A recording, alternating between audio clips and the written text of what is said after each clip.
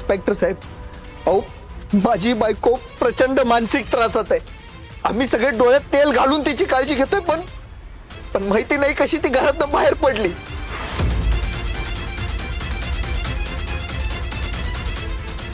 आणि याच्या आणि याच्या माणसाच्या तावडीत सापडली.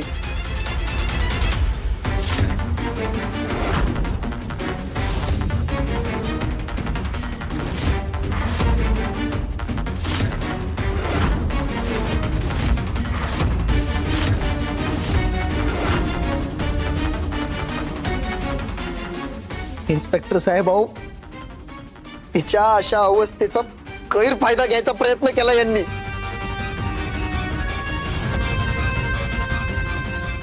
आणि तुम्ही मला अडवताय. मी वेळेत पोचलो म्हणून बरं, नाहीतर काय झालं असतं माझ्या सावीचं काय माहिती.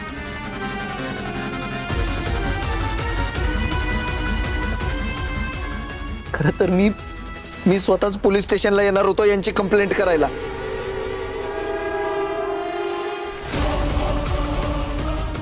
पण एवढं सगळं घडलं आणि सावी घाबरली होती, म्हणून मला तिची काळजी घेणं महत्वाचं होतं. त्यासाठी मी आधी घरी आलो.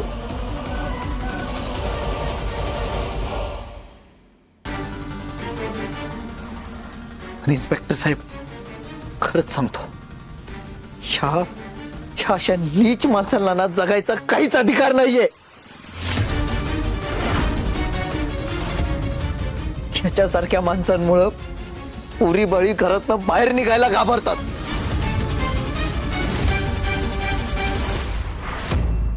खरं तर घाबरायची गरज त्यांना नाही, याच्यासारख्या माणसाला आहे.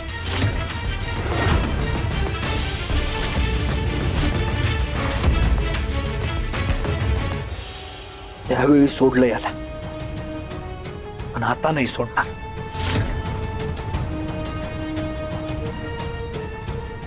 याची धिंड काढून भर चौकात चापकाचे फटके द्यायला पाहिजे याला.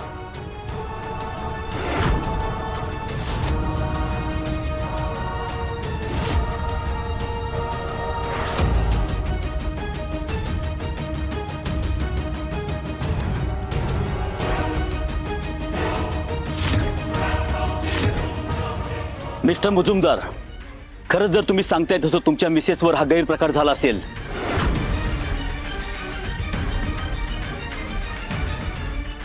तर तुमच्या बायकोचं स्टेटमेंट आम्हाला घ्यावं लागेल.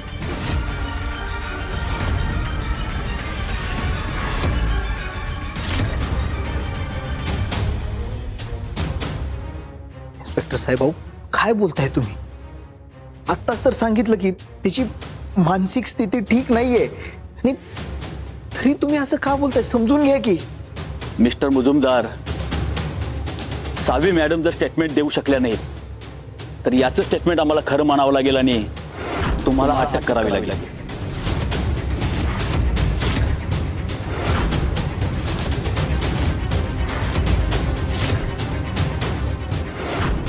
इन्स्पेक्टर साहेब, आता ना तुम्ही वाटेल ते बोलायला लागलाय. या माणसाने बोलायला पैसे दिलेत तुम्हाला.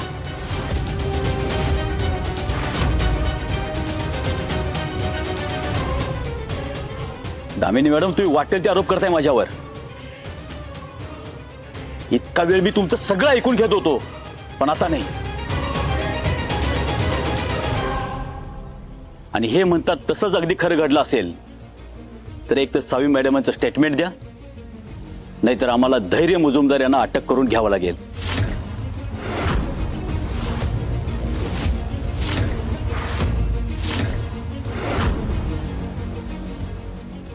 पवार, अटक कराय ना. नाही नाही, माझ्या धैर्याला मी कुठे घेऊन जाऊ देणार नाही. ए आई, अगं अशी काय करते? आत्ताच बोलली की ते.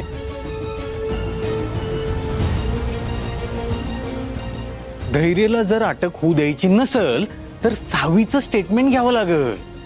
ते शक्य आहे का? नाही ना, होऊ दे. नाही, सांगितलं ना, माझ्या धैर्याला इथून मी घेऊन जाऊन देणार नाही कोणालाच.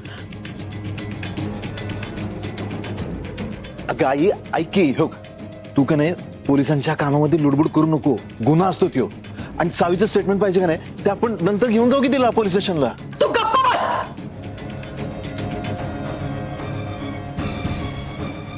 बोलायची काही गरज नाही आमच्यामध्ये. हा ए कोणी न्यायचं नाही. हा माझं धैर्य निर्दोष आहे आणि त्याला कोणी घेऊन जायचं नाही इकडनं. मिस्टर मुजुमदार, तुम्ही तुमच्या आईला समजावा, नाहीतर मला जबरदस्तीने अटक करावी लागेल.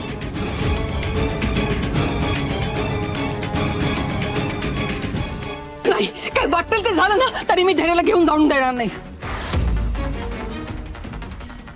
अगं आई आई ऐकतच नाही. आई ऐक की जरा, धैर्याची काहीच चूक नसेल ना तर तो नंतर निर्दोष सिद्ध होईलच की. हा तोपर्यंत त्यांना काम करू दे की त्यांचं. साहेब तू गप्पा बस, मला कोणाचं काही ऐकायचं नाहीये.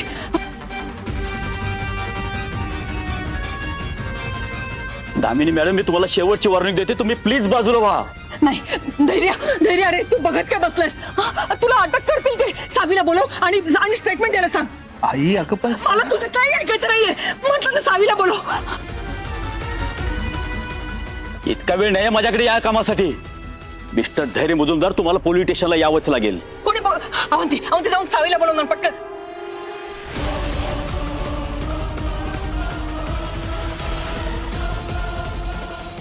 अगं नाही करता येणार असं. पोलिसांना त्यांचं काम करू देत, नंतर घेऊन जाऊ ना सावीला आपण. होय की ती येऊन करणार काय? ती तिला बोलता तरी येतंय का? तर करत बसेल ती बघत. सोड की, करू दे की त्यांना काम त्यांचं. फ्रेंड फ्रेंड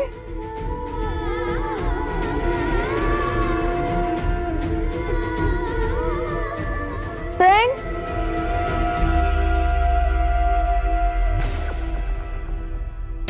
मला माहित नाही धैर्याला अटक होईल. कोणीतरी सावीला बोलवा प्लीज. आणि सावीला बोलवा. सावीला बोलवा. याचं-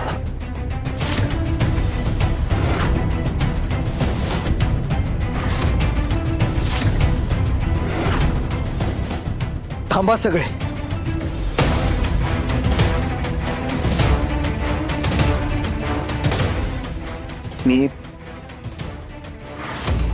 मी स्वतःला अटक करून घ्यायला तयार आहे.